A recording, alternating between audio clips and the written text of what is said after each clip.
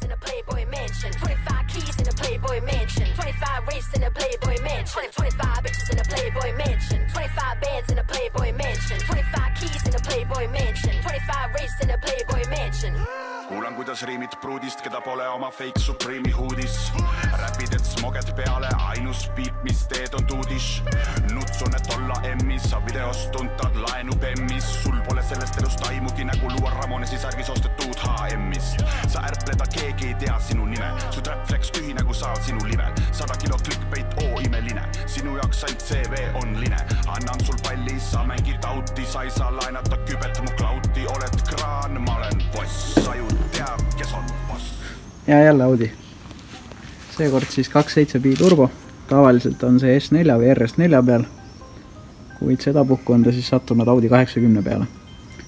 Originaalis on tal sellised väikesed K03, K04 turbod, mis on kuskil siin käigukasti taga. Kuid need sobivad ainult kastivili soojenduseks. Me siis valisime sellised GT28 turbod. Neid on siis 2 tükki. Ning me koos etanooniga peaks siis saama rattast 600 hobujõudu kätte. Lisaks siis nende turbodele tuleb siis ka mootoris vahetada kepsud, kõik kuluosad, saaled, tihendid. Sellise jõu jaoks on vaja ka siis selliseid suuremaid kütuselatte. Need on tehtud custom. On pandud ikka nii, et siit moolab terve maailm läbi. Ja jääb ülegi. Siin all on sellised pihustid, mis igaüks annab 1300 cc välja. Neid on kokku 6 tükki jällegi. Siis süütepoolid on ka asendatud uuematega. Need on töökindlamad ja tänapäevasemad. Siis mis meil siin veel huvitavamat välja paistab. Mootori eest on siis mõningaid asju vähemaks võetud, nagu näiteks visko on ära kaotatud. Selle võrra tuleb lühem rihm. Siis on siin üldse väga palju ruumi. Siia põhimõtteliselt peabki ainult kuuler, radiaator ja jahutusradikas mahtuma, aga siis ilmselt jääb ikkagi ruumi veel üle. Paisupaagi tahaks siia tagasi panna.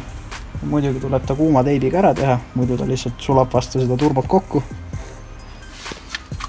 Jahutussüsteemi sai natuke veel modifitseerida lasta. Originaalis oli tal üks väljund siia taha, aga see jooks vastu rooliletti. Selle sai tehtud ümber siia peale, et siit saab siis otse viia salongi radikasse ilusti. Siin on nüüd ka mõningad asjad, mis vajavad järjepidev tegemist on. Edaspidi oleks vaja siin lahendada see kütuselati probleem, kas siis lõigata need otsad siin maha või teha siin kollektorile flantsid alla, et tõsta teda kõrgemale või siis panna pihustitele adapterid vahele. No siin on mõelda ja teha. Turbodest edasi lähevad siis 2,5 tollised downpipe'id, mis auto all jooksevad kokku Y-iks. Need on siin ülemised osad on roostevabast, aga me katame need ikkagi summuti teibiga ära, sest kuumus võib siin üleliigsetele asjadele viga teha. Nii ma näitan siis kohe seda Y-it ka. Siin on siis see downpipe, mis läheb kokku Y-iks. Ning peale Y-it saab 2,5 tollistest torudest 3,5 tolline, mis on siis 89 mm. Too on siis nii jäme, et inimese käsi mahub siia sisse. Kogu selle jõu üritame maha saada siis saksi siduriga, SRE-ga. Ehk siis SRE korv, labadega ketas. O-ratas tuleb ühemassiline, mis on ümber tehtud, et seal trigger wheel oleks peal. Kastiks saab 6 käigule ja 0.1E, mis on Audi juures hästi populaarne. Too tuleb 2,5 diisi küljest, ehk siis lõppkiirust tuleb siin ikka omajagu. Edasi liigutab süsteemi S4 kardaan, see on lühem, üsna haruldane tükk, aga õnnestus leida. Ning differ tuleb samuti S4 oma. Ideaalis tahaks leida lukuga vana 80 diffri, aga need on üsna haruldased.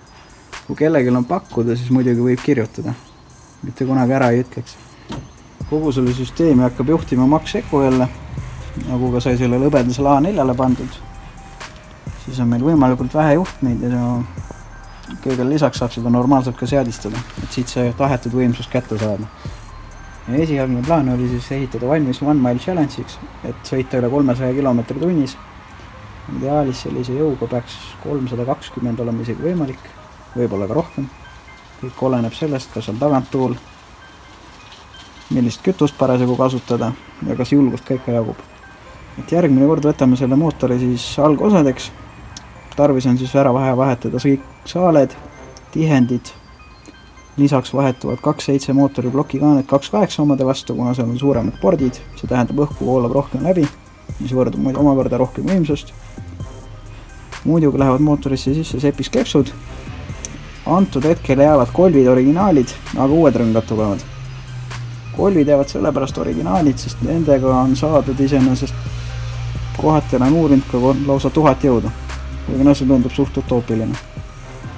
Aga alla 800 ma arvan, et on okei, kui on seade korralikult tehtud. Aga selleks korraks olekski siis sellega kõik. Võtaks siin kohal kokku ja alustame järgmine kord nokitsemisega. Kollektorite ja downpipe'ide ja kõige muuga, mis siin on ise tehtud, on abiks olnud meil Raimo. Tema tegemisi saate jälgida ka YouTube'is. Paneme ta lingi alla sinna kirjandlusse ja igatahes veel kord suured tänud talle. Ilma tema abita ilmselt nii kiiresti nii kaugele poleks kohe kindlasti jõudnud.